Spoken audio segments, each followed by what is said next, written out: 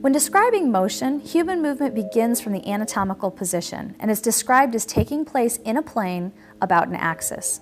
A plane can be discussed as a flat surface, while an axis is a straight line around which an object rotates. Three basic reference planes are used in anatomy. Sagittal planes lie vertically, are parallel to the sagittal suture, and divide the body into left and right portions. This term is Latin in its origins. Sagittal means like an arrow, a reference to the position of the spine. More specifically, the mid-sagittal or median plane would be located at the spine and in the midline. For example, the median plane would pass through any of the midline structures such as the navel or the spine, and all other sagittal planes are specifically referred to as parasagittal planes and run parallel to that median plane.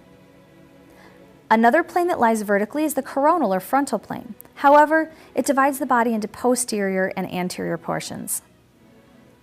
The third plane lies horizontally and is referred to as the transverse plane. It is also known as an axial plane. It divides the body into top and bottom portions. As stated earlier, human movement takes place in a plane about an axis. There are three axes that we will be discussing: the frontal horizontal axis, the sagittal horizontal axis, and the vertical axis.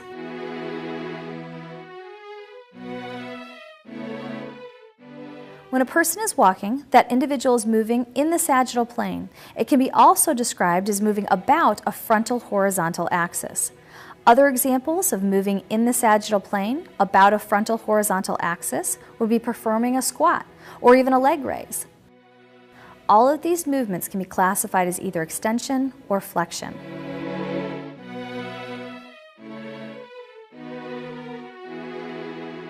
Persons performing jumping jacks, they are moving in the frontal plane about a sagittal horizontal axis. Other examples of moving in the frontal plane about a sagittal horizontal axis would be a cartwheel or working the adductor muscles of the inner thigh. These movements can be described as either abduction or adduction. The last axis left to discuss is moving in a horizontal plane about a vertical axis. If an ice skater spins, they are moving in a horizontal plane about a vertical axis. Other examples may be shaking your head no, or twisting the spine while the feet are planted on the ground. Moving in the vertical axis requires rotational movements. To recap, flexion and extension take place in the sagittal plane about a frontal horizontal axis. Abduction and adduction take place in a frontal plane about a sagittal horizontal axis. And rotation takes place in a horizontal plane about a vertical axis.